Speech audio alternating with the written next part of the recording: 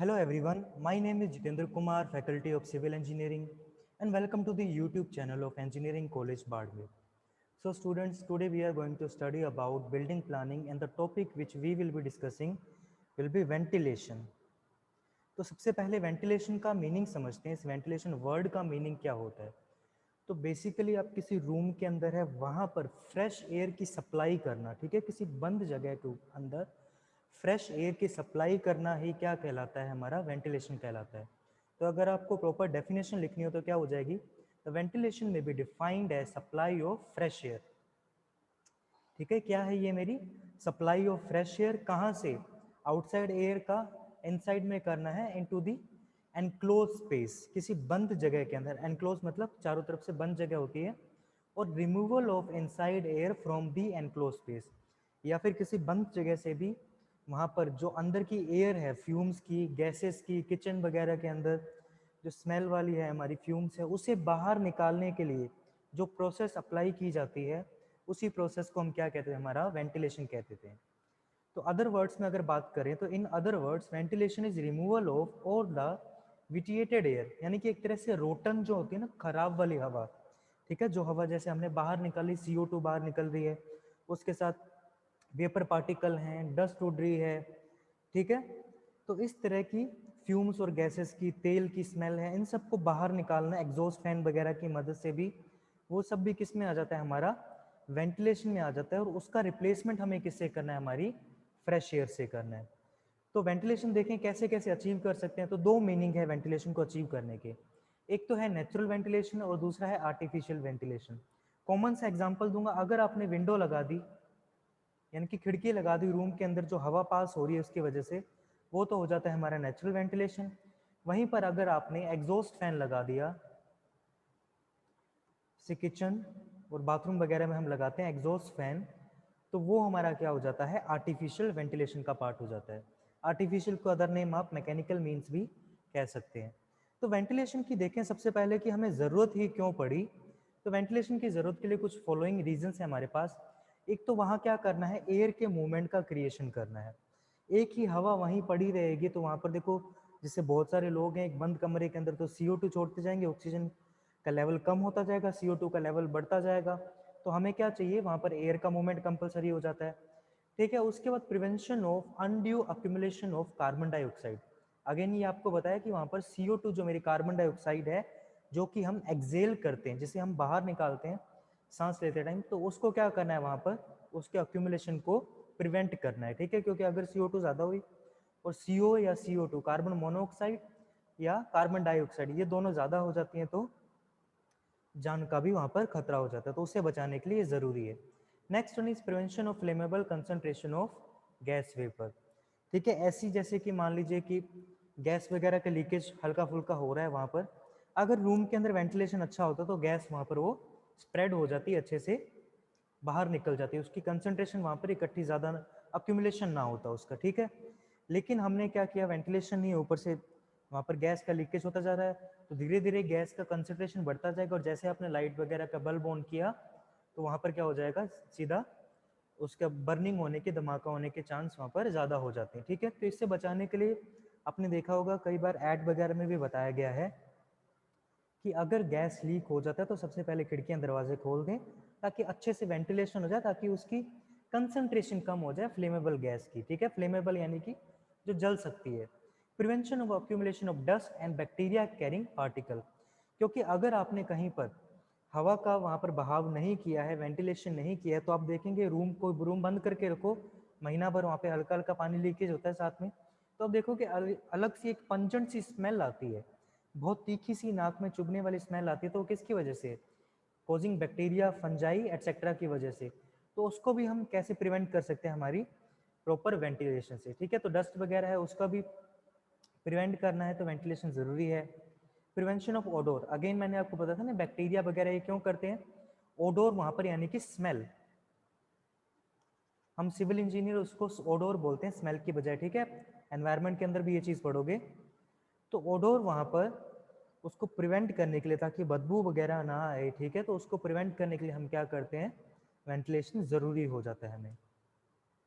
और necessary condition देखें, और हमें क्या चाहिए, रिमूवल ऑफ स्मोक ठीक है।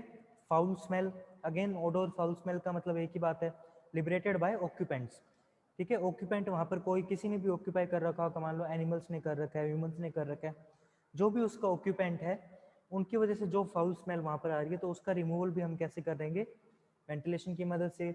जो हमारी बॉडी की वजह से हीट जनरेट हो रही है, ऑक्यूपेंट की वजह से जनरेट हो रही है, या फिर कोई इंस्ट्रूमेंट पड़ा है उसकी वजह से हीट जनरेट हो रही है किचन वगैरह के अंदर गैस की वजह से, तो हमारे को वहाँ पर क्या चाहिए, उसका रिमूवल चाहिए, वो भी वेंटिलेशन से होगा। वहाँ पर प्रिवेंशन ऑफ कंडेंसेशन और deposition of moisture on wall surfaces, अगर आपने वहाँ पर क्या किया है, वेंटिलेशन नहीं किया और रूम अंदर से क्लोज हो रखा है, तो वहाँ पर आप देखोगे पानी की बूंदें आ जाएंगी, वहाँ पर सेम की समस्या आ सकती है। हालांकि सेम की समस्या वाटर लॉगिंग एक अलग फिनोमिना भी हो जाता है, लेकिन अभी मैं बात कर रहा हूँ पानी की हल्की हल्की बूंदें आने की जो प्रोसेस है। तो कंडेंसेशन यानी कि कंडेंसेशन, उनका मॉइस्चर का डिपोजिशन होना, उसे भी प्रिवेंट कौन करेगा, हमारा वेंटिलेशन। और prevention of suffocation condition in conference room, committee hall, cinema halls, big room etcetera. तो आपने कभी नोटिस किया हो जैसे कि एकदम क्लोज जो सरफेसेस होती है वहाँ पर हम क्या करते हैं, एयर कंडीशनिंग कर देते हैं। तो एयर कंडीशनिंग का क्या काम है, वहाँ पर वो एयर को रिप्लेस करता रहता है, साथ साथ में प्योर एयर को भी डालता रहता है। लेकिन अगर आपने एयर कंडीशनिंग खराब होगी किसी रीजन की वजह से, तो कॉन्फ्रेंस हॉल में वहाँ पर इतनी ह्यूमिडिटी वगैरह हो जाती है, हमें गर्मी लगने लगती है, सफोकेटिंग एनवायरनमेंट बन जाता है। तो उसे बचाने के लिए भी हमारे को वेंटिलेशन ज़रूरी हो जाता है। फॉर एग्जांपल आपने बसेस वगैरह में देखा होगा, अगर एसी बस है, उसका एसी किसी रीज़न से ख़राब है, बंद है, तो आपको सफोकेशन फील होता है। नॉर्मल बस है, सारी खिड़कियाँ वगैरह बंद है, वेंटिलेशन नहीं हो रहा, तो भी आपको कैसा लगता है, वहाँ पर सफोकेटिंग फील होता है। तो उससे बचाने के लिए भी वेंटिलेशन की नेसेसिटी हमें ज़रूरत पड़ती है। तो वेंटिलेशन के लिए जो फंक्शनल रिक्वायरमेंट है देखें तो वो हमारे पास 4 फंक्शनल रिक्वायरमेंट है। एक तो क्या, एयर चेंजेस या फिर एयर का मूवमेंट, ह्यूमिडिटी, ह्यूमिडिटी मतलब है मॉइस्चर इन एयर, ठीक है। ह्यूमिडिटी का मतलब क्या हो जाता है, moisture available in the air. Quality of air, air की क्वालिटी कैसी है और वहाँ का टेम्परेचर कैसा है, क्योंकि टेम्परेचर के हिसाब से भी लिविंग कंडीशन यानी कि हमारी कंफर्ट कंडीशन जो है या फिर कंफर्ट लेवल कह सकते हो आप, वो चेंज होता रहता है। ज़्यादा टेम्परेचर में हम नहीं बैठ पाते हैं, ठीक है, गर्मियों के अंदर, लेकिन वहीं सर्दियों में थोड़ा अच्छा खासा 27 टू 28 डिग्री सेल्सियस हमें टेम्परेचर मिल जाता है, तो अच्छा लगता है हमें वहाँ पर धूप में, राइट। तो टेम्परेचर कंडीशन के हिसाब से जो सीजनल है उसके हिसाब से भी हमारा कंफर्ट लेवल चेंज होता रहता है। अब इनके बारे में थोड़ा सा डिटेल में अगर हम पढ़ते हैं, अगर किसी को लग रहा है ये फास्ट है तो सिंपली आप वीडियो को कुछ मत करो, 0.75x पर चला दो, तो आपको वो आराम से धीरे लगने लग जाएगी। और अगर किसी को लगता है स्लो है तो उसे आप स्पीड अप कर दो वीडियो को, ठीक है। नेक्स्ट देखें, एयर चेंजेस या फिर एयर मूवमेंट या फिर rate of supply of fresh air का यहाँ पर क्या फर्क पड़ता है। इन एन एनक्लोज स्पेस, किसी बंद जगह के अंदर, वेयर पीपल आर वर्किंग और living, air has to be moved और change to are while the cause proper ventilation. अगर कोई वर्किंग कंडीशन है, लिविंग एरिया है, जहाँ पर हमें एयर का मूवमेंट करना पड़ेगा पर आर के हिसाब से, ठीक है, हर घंटे में वहाँ पर हवा चेंज होती रहनी चाहिए मिनिमम, ये हमारे पास एक क्राइटेरिया रहता है, ताकि वहाँ पर प्रॉपर वेंटिलेशन की मदद से हम फ्रेश एयर की प्रोविजन वहाँ पर प्रोवाइड कर सके, ठीक है।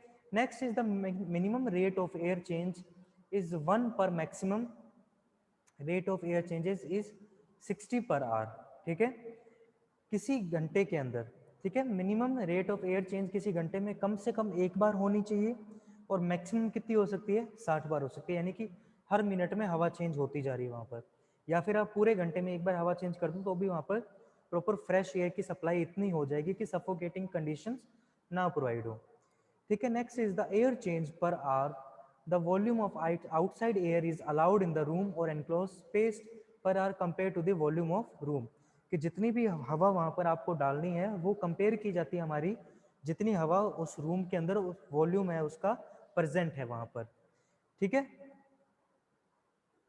If the rate of air change is less than 1 per hour, अगर रेट ऑफ एयर चेंज एक घंटे से भी कम है, देर बी नो, और वहाँ पर कोई वेंटिलेशन नहीं है, while if the rate of air change is more than 60 per hour will cause discomfort to occupant because of high velocity of air, ठीक है।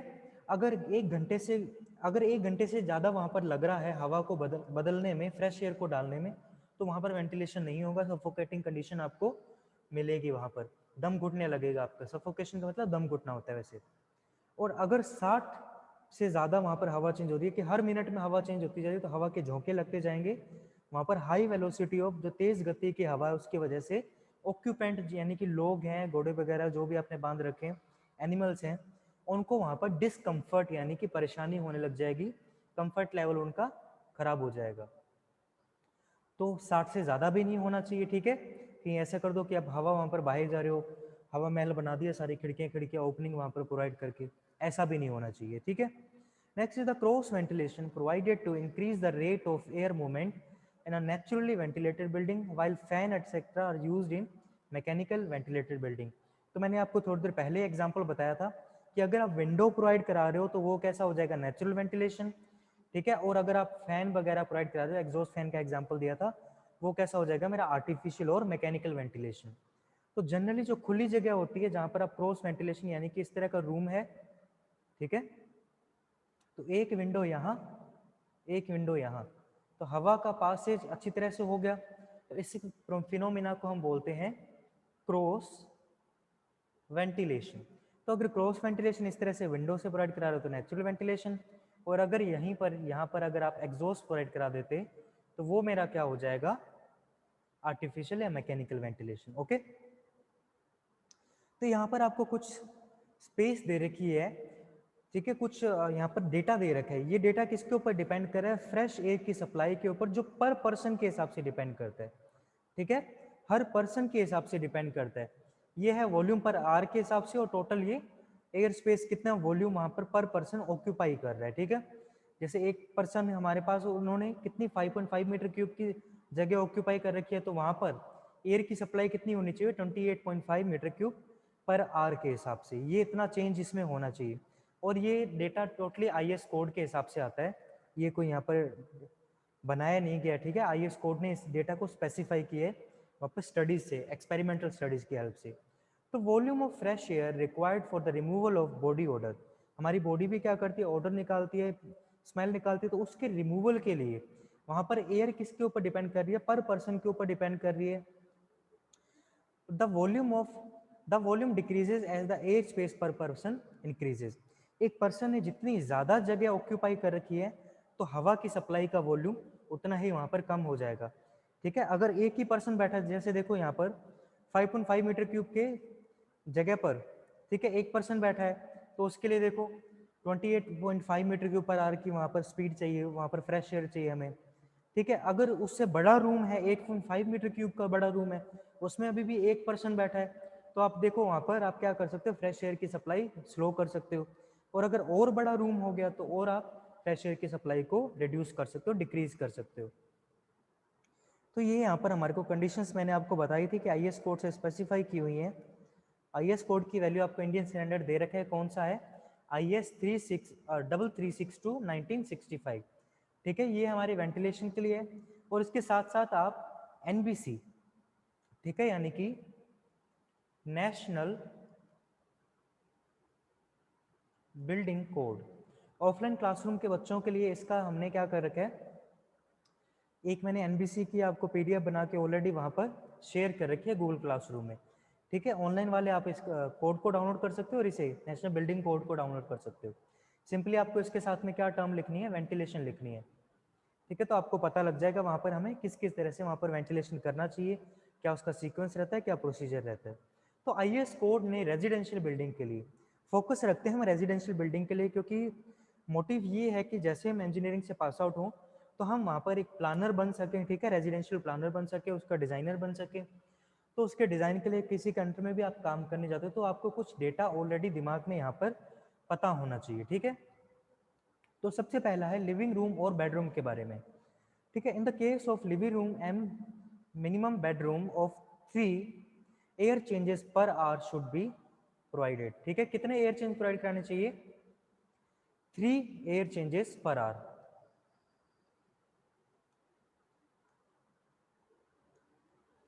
ठीक है। केस ऑफ लिविंग रूम और बेडरूम, अगर आपके पास लिविंग रूम है या फिर बेडरूम है, उसमें मिनिमम 3 हवा के बदलाव होने चाहिए, 3 बार फ्रेश होनी एयर आनी चाहिए 1 घंटे के अंदर, यानी कि हर 20 मिनट में आप क्या करो वहां पर फ्रेश एयर का प्रोविजन दो, किचन की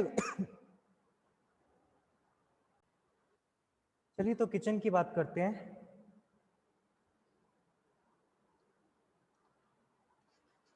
तो किचन में हमारे पास क्या कंडीशन होनी चाहिए? तो किचन में आपको पता है वहाँ पर हमारे पास गैसेस की फ्यूम्स, जो भी आप कुकिंग कर रहे हो, अगर आप वहीं डस्टबिन वगैरह रखते हो तो उसके साथ में उनकी पंजेंट स्मेल्स, तो इन सब की स्मेल को रिमूव करने के लिए हमें क्या चाहिए? वहाँ पर रेट ऑफ वेंटिलेशन अच्छा खासा होना चाहिए। इवन पर दी स्पेस वहाँ पर देखो आपने काफ़ी कम है। एक किचन एक लिविंग रूम और बेडरूम से छोटा ही रहता है जनरली, अगर ओपन किचन नहीं है तो इतनी सारी वहाँ पर एक्स्ट्रा कंडीशन है, तो उन सबको एक्सेसिव जो भी हीट का वहाँ पर राइज हो रहा है, टेम्परेचर राइज हो रहा है, ह्यूमिडिटी आ रही है, ठीक है, खाने वगैरह बना रहे हो तो आपको पता है फैन वगैरह उस टाइम ऑन नहीं रहता, सिर्फ एग्जॉस्ट यूज कर सकते हो। तो किचन में देखिए large quantity of air is needed to remove the steam. Large quantity of air, बहुत बड़ी मात्रा चाहिए हवा की, क्या क्या रिमूव करने के लिए? स्टीम को। स्टीम क्या होती है? भाप, ठीक है। उसके बाद हीट, स्मेल, ठीक है, फ्यूम्स होगी जो कि किसकी वजह से जनरेट हो रही है? कुकिंग की वजह से। और जो भी एक्सेसिव राइज ऑफ टेम्परेचर और ह्यूमिडिटी हो रहा है उसको भी रिमूव करना है, वरना जो किचन के अंदर पर्सन कुक कर रहा है उसको बहुत ही ज़्यादा डिस्कम्फर्ट और सफोकेटिंग कंडीशन प्रोवाइड हो जाएंगी।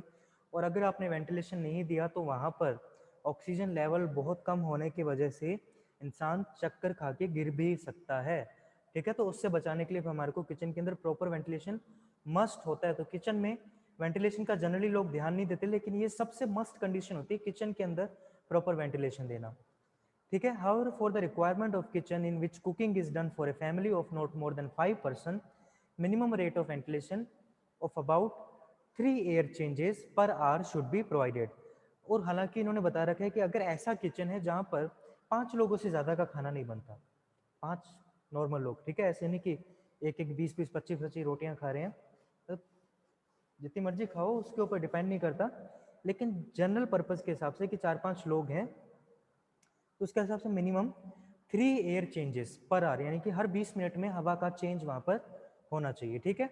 बाथरूम और वाटर क्लोजेट की बात करें तो बाथरूम और वाटर क्लोजेट में क्या है? वहाँ पर ह्यूमिडिटी, सफोकेशन और उसके साथ साथ जो वाटर ड्रॉपलेट्स हैं, ठीक है, उसके लिए क्रॉस वेंटिलेशन बहुत ज़रूरी हो जाता है। तो किसका कितना बताया गया है? वो 3 एयर चेंजेस पर आवर के हिसाब से डिजायरेबल कंडीशन दे रखी है।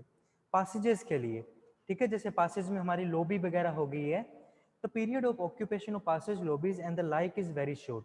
तो लॉबी के अंदर कोई भी बंदा पास करने के लिए यूज करता है, तो ऐसे तो है नहीं आराम से वैसे जाकर वहाँ पर खड़ा हो जाएगा कि चलो आधे घंटे इधर खड़े होते हैं, आधे घंटे 5 मीटर बाद खड़े होंगे। तो लॉबी का यूज किस लिए होता है? जनरली चलने के लिए, और वहाँ पर उसके रुकने का, ऑक्यूपेशन के रुकने का, ऑक्यूपेंट है जो, उसके रुकने का टाइम बहुत छोटा है, तो उसके लिए वहाँ पर इतना स्पेशल कंसिडरेशन वेंटिलेशन का नहीं दिया जाता, ठीक है। इंडियन स्टैंडर्ड ने भी कोई ऐसे स्पेसिफिक रिकमेंडेशन नहीं दिया है पब्लिक बिल्डिंग के लिए। हाउएवर वहाँ पर गाइडेंस टेकन होना चाहिए हमारा कुछ स्पेशल कंडीशन में, ठीक है, कि अगर वहाँ पर बहुत सारे लोग बार बार आ जा रहे हैं तो वहाँ पर वेंटिलेशन ज़रूरी हो जाता है, ठीक है। कि एक पॉइंट ऑफ टाइम पे मान लो कि उस लॉबी के अंदर 50 लोग तो हैं ही, तो वो तो अपनी गैसेस वगैरह जो एग्जॉस्ट गैसेस हैं CO2 निकाल रहे हैं, तो उससे बचाने के लिए वेंटिलेशन ज़रूरी हो जाता है। फॉर एग्जांपल मेट्रो सिटीज़ के अंदर, मेट्रो जो स्टेशन होते हैं हमारे पास, वहाँ पर प्रॉपर वेंटिलेशन देना बहुत ज़रूरी हो जाता है, ठीक है। अब ह्यूमिडिटी को समझे तो ह्यूमिडिटी हमारे पास क्या है? It is the moisture present in air, ठीक है। हवा के अंदर जो नमी होती है उसी को हम क्या कह देते हैं? हमारी ह्यूमिडिटी कह देते हैं। तो वही लिखा है वाटर वेपर जो एयर के अंदर प्रेजेंट है वही हमारी ह्यूमिडिटी है। तो ह्यूमिडिटी को जनरली एक टर्म के अंदर डिफाइन किया जाता है रिलेटिव ह्यूमिडिटी में, ठीक है। ह्यूमिडिटी को किससे बोला गया? रिलेटिव ह्यूमिडिटी से, क्योंकि आप किसी चीज़ का वैल्यू कैसे दे सकते हो? उसका कंपैरिजन करके। जैसे कोई दो चीज़ें ले ली तो एक भारी है तो दूसरी उसके मुकाबले में हल्की है, ठीक है। उसी तरह से नमी क्या होगी? एक कम है दूसरी ज़्यादा है, तो हमारे को एक स्टैंडर्ड फ्रेम ऑफ रेफरेंस तो चाहिए। तो इन्होंने रिलेटिव ह्यूमिडिटी को डिफाइन किया है एक रेशियो से, जो कि क्या है? Amount of water vapour present in air, ठीक है। तो ये ह्यूमिडिटी मेरी H अगर से मैं डिनोट करता हूं तो ये रेशियो क्या हो जाएगा? Amount of water present in air, और किसके रिस्पेक्ट में? मैक्सिमम अमाउंट ऑफ वाटर, ठीक है। मैक्सिमम अमाउंट ऑफ वाटर जो कि उस एयर के अंदर प्रेजेंट हो सकता है, यानी कि उसे हम बोलेंगे सैचुरेटेड एयर, कि हवा के अंदर जितने भी छेद हैं वो सारे के सारे नमी से भर गए, इससे ज़्यादा उसके अंदर नमी नहीं हो सकती हवा में, इससे ज़्यादा ह्यूमिडिटी नहीं हो सकती। तो उसका जो रेशियो होता है उसी को हम क्या कह देते हैं, हमारी ह्यूमिडिटी कह देते हैं, ठीक है। तो रिलेटिव ह्यूमिडिटी सैचुरेटेड एयर की कितनी हो जाएगी, 100%, क्योंकि ऊपर भी क्या रखोगे आप, सैचुरेटेड एयर, नीचे भी सैचुरेटेड एयर, डिवाइड करोगे 1 आ जाएगा, इसको मल्टीप्लाई करोगे परसेंटेज में चेंज करने के लिए 100 से, तो ये क्या बन जाएगा मेरा 100% बन जाएगा। और जो रिलेटिव ह्यूमिडिटी डिजायरेबल कंडीशन के लिए आपको कितनी दे रखी है, 33 to 70%, कि अगर बहुत ज़्यादा कम हो जाएगी तो आपका गला सूखने लग जाएगा। जैसे डेजर्ट वगैरह में अगर आपने कभी बस का वेट किया हो, पानी नहीं पीते, बिल्कुल सूखी वहाँ पर है तो आपका गला सूखने लग जाता है।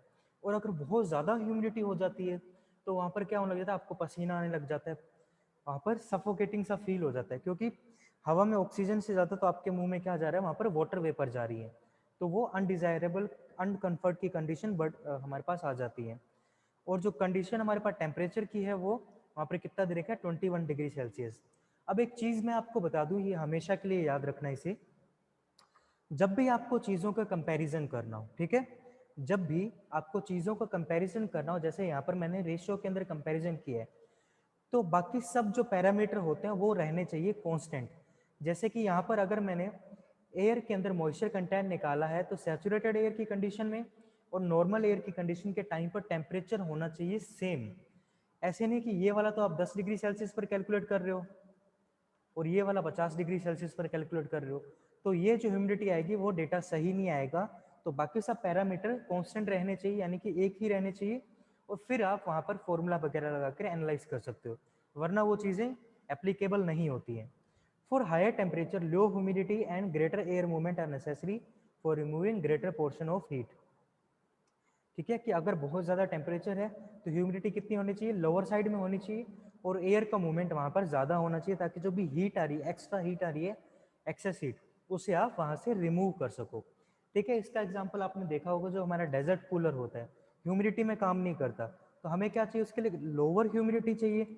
और उसके बाद डेजर्ट कूलर के अंदर जो हवा है, जो उसके अंदर का पानी है और हवा आ रही है, वो क्या करती है, हीट को एब्जॉर्ब करके खुद बाहर चली जाती है। ठीक है, हीट को क्या कर लेती है, एब्जॉर्ब कर लेती है इवेपोरेशन के फिनोमिना से, क्योंकि पानी का काम क्या है, हीट को एब्जॉर्ब करके वहां पर हवा के अंदर भाप बन के उड़ जाना। ठीक है, अब बात करते हैं क्वालिटी ऑफ एयर की।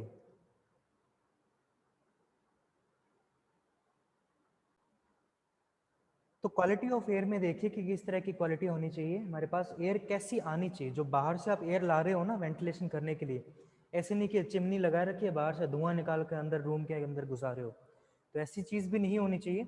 तो वेंटिलेटिंग एयर, जो एयर फ्रेश एयर जिसको आप बाहर से ला रहे हो, ठीक है, रूम के अंदर जो लेकर आ रहे हो, वो कैसी होनी चाहिए, फ्री फ्रॉम इम्प्योरिटीज, उसमें कोई कचरा नहीं होना चाहिए, डस्ट नहीं होनी चाहिए, स्मेल नहीं होनी चाहिए, और ऑर्गेनिक मैटर नहीं होना चाहिए, क्योंकि ऑर्गेनिक मैटर क्या होता है, जब डिकम्पोज होता है वो लीशे बनाता है। ऑर्गेनिक मैटर डिकम्पोज होकर क्या बनाता है, लीशे, जो कि एक तरह से टॉक्सिक मटेरियल है।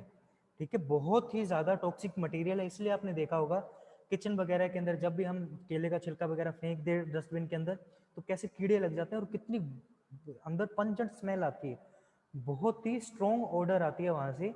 तो ऑर्गेनिक मैटर तो वहां पर बिल्कुल नहीं होना चाहिए, और इनऑर्गेनिक डस्ट, धूल नहीं आनी चाहिए, क्योंकि उससे भी एलर्जी वगैरह होती है। इसके साथ साथ वहां पर पोलन्स नहीं प्रेजेंट होने चाहिए। पोलन्स मतलब जो फूलों वगैरह के ऊपर होते हैं ना छोटे छोटे पार्टिकल, उड़ उड़ के बाहर निकलते हैं, उसे बोला जाता है पोलन्स, तो वो भी प्रेजेंट ना हो।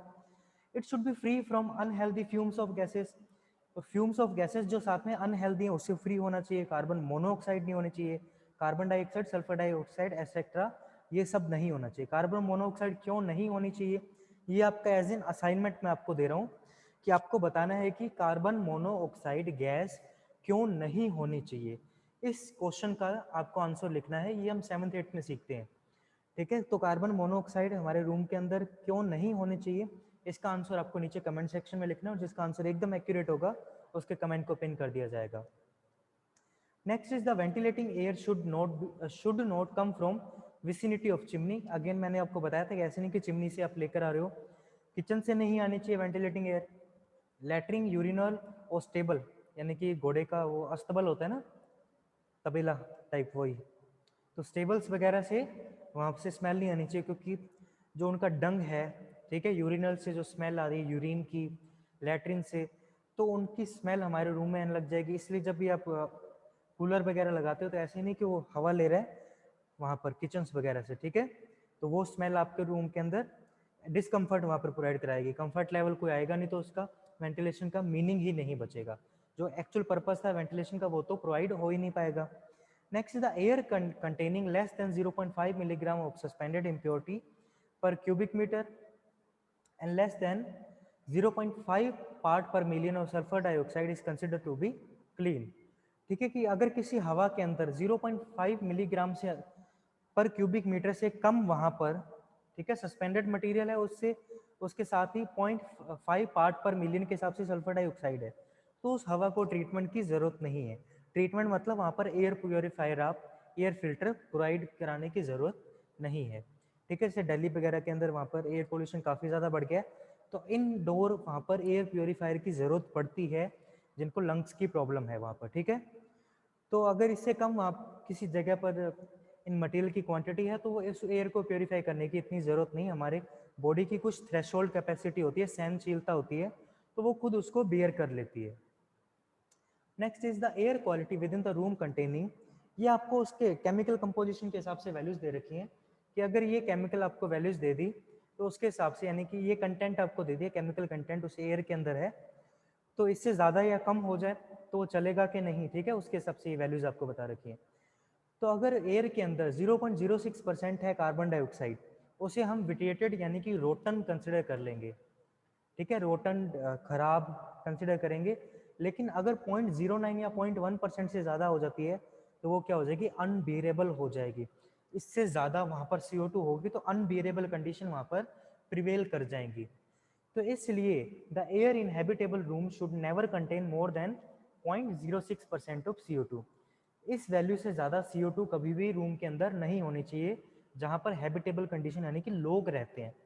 ठीक है, इंसान रहते हैं या फिर कोई एनिमल वगैरह लिविंग बीइंग रह रहा है। बेसिकली लिविंग बीइंग में आप प्लांट्स को मत डाल देना, क्योंकि प्लांट्स के लिए तो CO2 अच्छी है।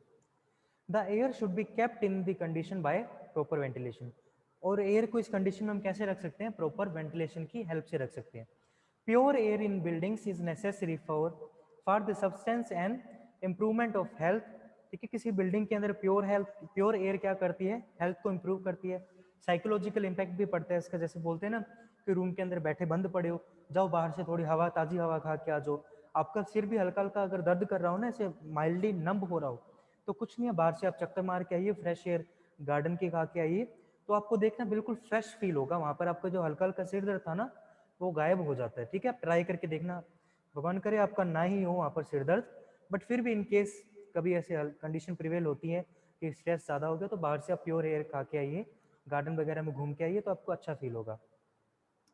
ठीक है, और एयर किस लिए भी हमारे को वेंटिलेशन जरूरी हो जाता है, कंबशन ऑफ फ्यूल के लिए भी।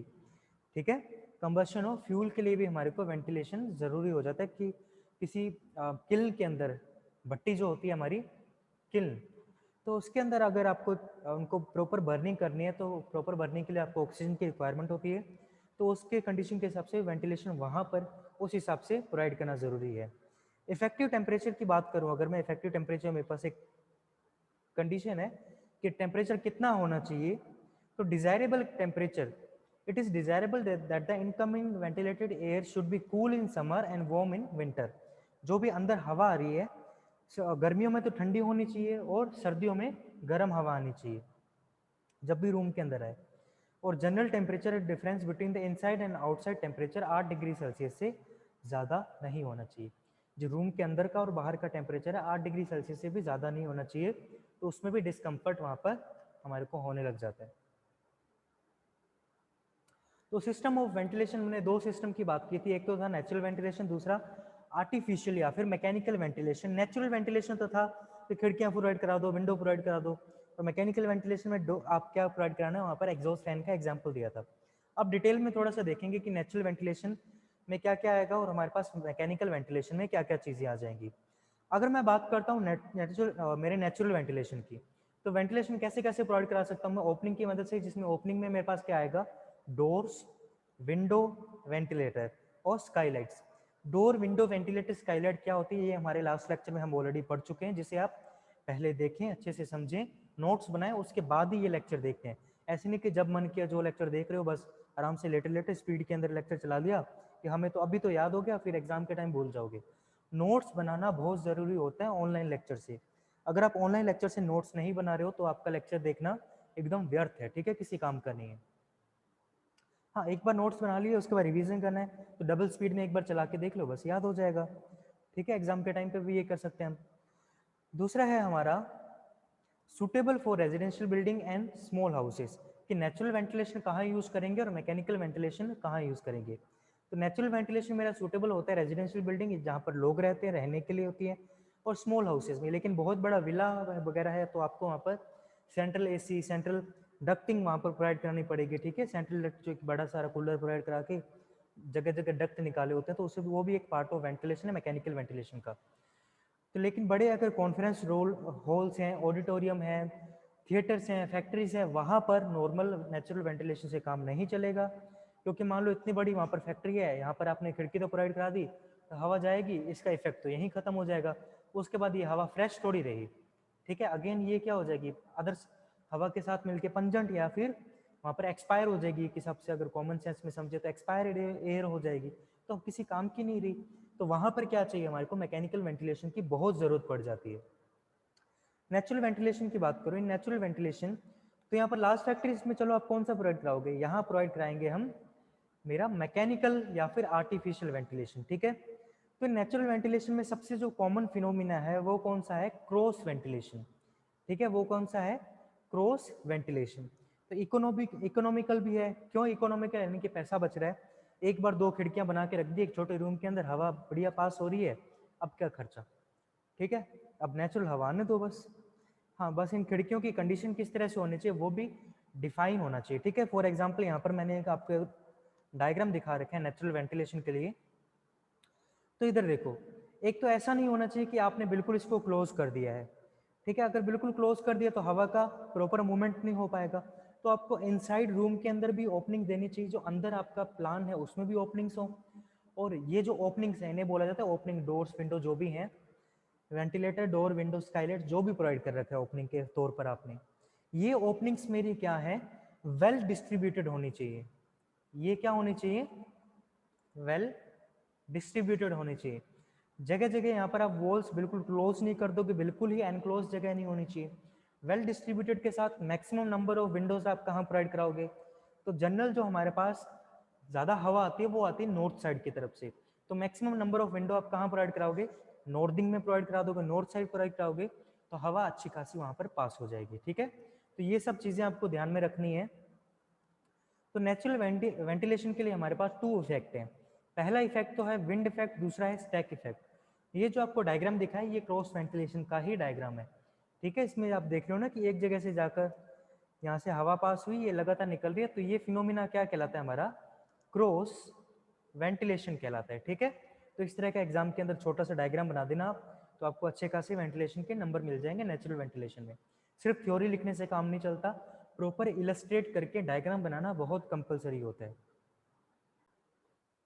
चलिए तो आगे बढ़ते हैं, विंड इफेक्ट और स्टैक इफेक्ट हमारा क्या है उसके बारे में थोड़ा सा डिटेल से पढ़ लें। तो विंड इफेक्ट तो क्या है, the rate of ventilation depend upon direction and velocity of wind outside and sizes and position of opening.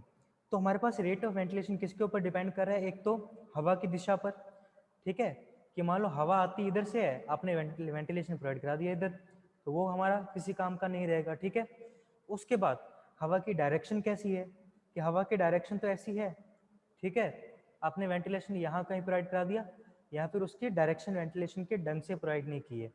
उसके बाद विंड की वेलोसिटी कैसी है, अगर विंड की वेलोसिटी बहुत ज़्यादा है तो हमने एक डोर के बारे में पढ़ा था इस तरह से, जैसे हमारा ट्रेन के अंदर आपको डोर बताया था ना, ट्रेन के अंदर की जो विंडो रहती है, तो अगर वैसी कंडीशन हमारे पास प्रेजेंट है, तो अगर बहुत ज़्यादा एयर है तो वैसा प्रोवाइड कराओगे, अगर एयर की क्वांटिटी कम आती है तो सिंपल ग्लास पैनल्स भी आप प्रोवाइड करा सकते हो। तो the wind blow at right angle to one face of a building, pressure differences are created, ठीक है। तो जब भी हवा, इसका कहने का क्या मतलब है, जब भी हवा राइट एंगल पर टकराती है, ये दीवार है, ये हवा आ रही है, राइट एंगल यानी कि इसके 90 डिग्री के कोण पर हवा आकर टकरा रही है, तो यहाँ पर क्या क्रिएट होगा, प्रेशर का डिफरेंस क्रिएट होगा। यहाँ हवा ज़्यादा है तो यहाँ हवा का प्रेशर हो जाएगा ज़्यादा, यहाँ हवा कम है तो यहाँ है ही नहीं, अभी तो ये हवा अभी तक पहुँची नहीं है, ठीक है। तो यहाँ पर प्रेशर एकदम कम है, लो है। तो आपको पता है हवा का बहाव कैसे होता है, हाई प्रेशर से लो प्रेशर की ओर, तो हवा अपने आप ऐसे बहने लग जाएगी, यानी कि ये वेंटिलेशन हो जाएगा। ये क्या होने लग जाएगा, वेंटिलेशन होने लग जाएगा। और इसी इफेक्ट को हम क्या बोल देते हैं, हमारा विंड इफेक्ट बोल देते हैं। इस इफेक्ट को क्या बोलते हैं, विंड इफेक्ट। तो पॉजिटिव प्रेशर, हमारा ज़्यादा प्रेशर को बोला गया है पॉजिटिव, और कम प्रेशर को रिलेटिवली बोला जाएगा नेगेटिव प्रेशर यहाँ पर।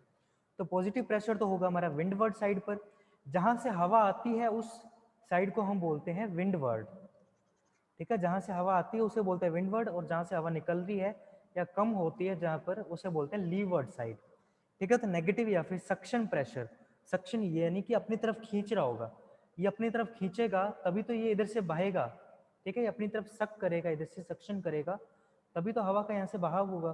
तो उसके लिए ये हमारी लीवर्ड साइड हो जाएगी, ये विंडवर्ड साइड हो जाएगी, ठीक है। तो विंड इफेक्ट के लिए और कंडीशन भी देख लो कि अगर हवा मेरी आ रही है 45 डिग्री पर, ठीक है, हवा कैसे आ रही है मेरी 45 डिग्री पर टकरा रही है यहाँ से, ठीक है, किसी भी एक फेस पर, तो दो जगह तो क्या हो जाएगा, दो जगह जो विंडवर्ड साइड है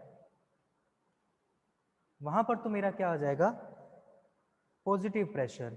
और ये जो लीवार्ड साइड है, लीवार्ड स्पेलिंग ढंग से लिख देता हूं मैं, यहां क्या हो जाएगा, नेगेटिव प्रेशर। नेगेटिव प्रेशर कम होगा तो अपने आप ही हवा का बहाव होने लग जाएगा, ठीक है। इस तरह से हवा का बहाव होगा तो एक रूम के अंदर प्रॉपर वेंटिलेशन आपको प्रोवाइड हो जाएगा। तो विंड इफेक्ट के लिए और देखें हम, यहाँ पर हमारे पास क्या है, स्टैक इफेक्ट भी आपको बताऊंगा।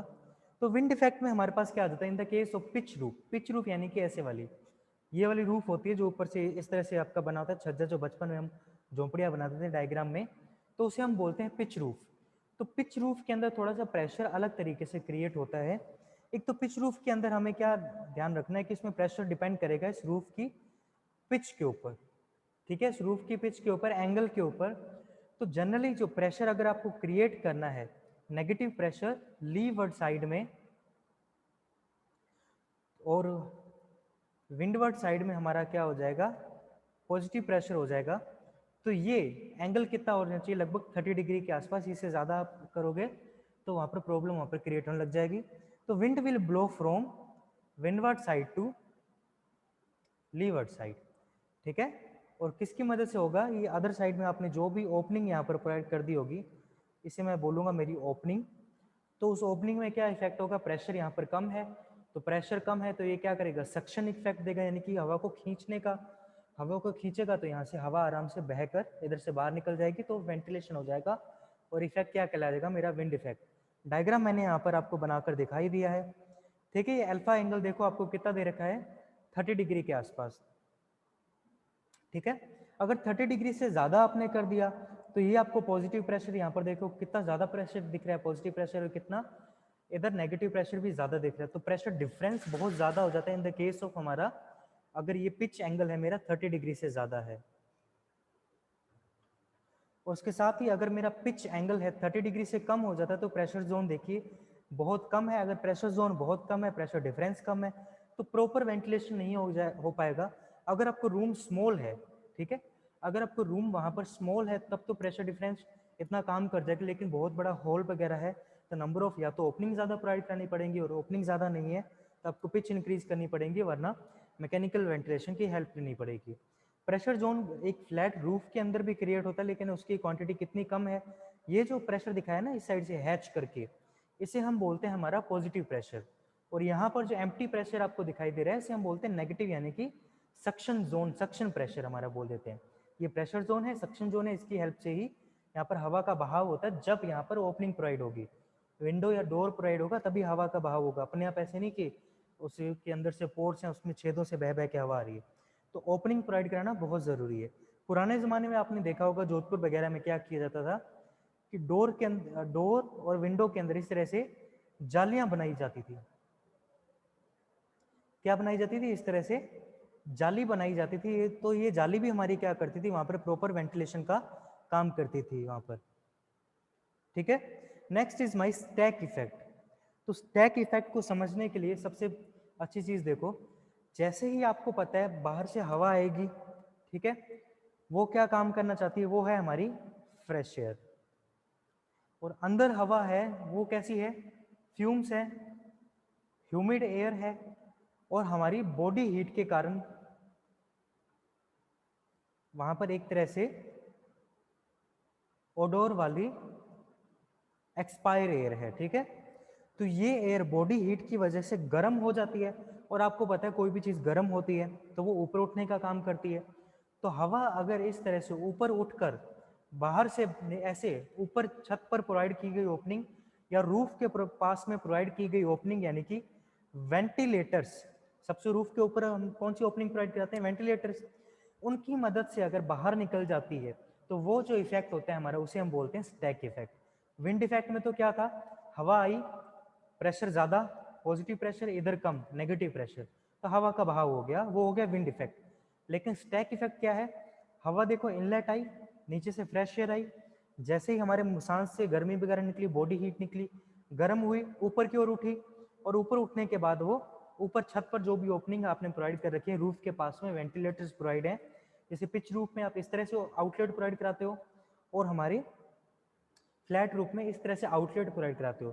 तो दोनों की हेल्प से अगर वो एयर बाहर निकल रही है तो वो इफेक्ट क्या कहलाता है, हमारा स्टैक इफेक्ट कहलाता है।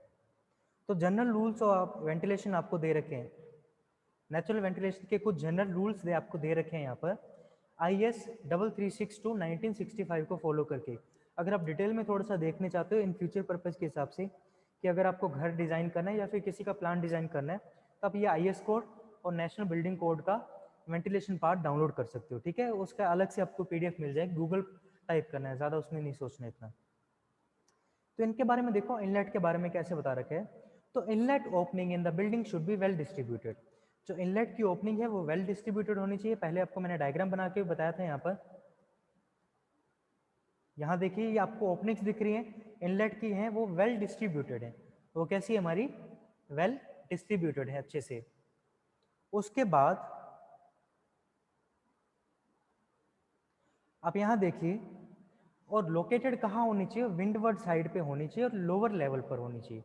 लोअर लेवल पर इसलिए ताकि नीचे से ठंडी हवा आए, क्योंकि ठंडी हवा कहाँ रहती है, ज़मीन के पास रहती है। हालांकि बहुत ज़्यादा एक्सेसिव हीट की कंडीशन में ये थोड़ा सा चेंज हो जाता है, ठीक है, क्योंकि ज़मीन बहुत ज़्यादा गर्म हो जाती है तो उसके पास की हवा गर्म हो जाती है। तो उसकी वजह से आपने देखा होगा वहाँ पर टोटल इंटरनल रिफ्लेक्शन भी हो जाता है हमारे रोड्स के ऊपर, जिसकी वजह से हमें ऐसे लगता है कि रोड के ऊपर पानी है, लेकिन वो थोड़ा सा अलग फिनोमिना है, फिजिक्स में पढ़ते थे हम, अगर आपको याद हो तो, ठीक है, ऑप्टिक्स में। तो वही एक हिसाब से है कि नॉर्मली जो जनरली विंडो कैसी होनी चाहिए, नीचे होनी चाहिए, जो इनवर्ड विंडो है वो नीचे हो, जो आउटलेट विंडो है वो थोड़ी सी ऊपर होनी चाहिए, ताकि गर्म जो हवा है वो लीवर्ड साइड पर से बाहर निकलते हुए ऊपर से होते हुए बाहर निकल जाए। ठीक है, तो वही ये सब लिखा हुआ है यहाँ पर, पढ़ लेना सिंपली आप इसे स्क्रीनशॉट लेकर, इसमें कोई ज़्यादा ऐसी डिटेल वाली बात है नहीं, थ्योरी है। ठीक है, अब स्क्रीनशॉट ले लीजिए पोज करके इसका। नेक्स्ट मेरा पॉइंट है जो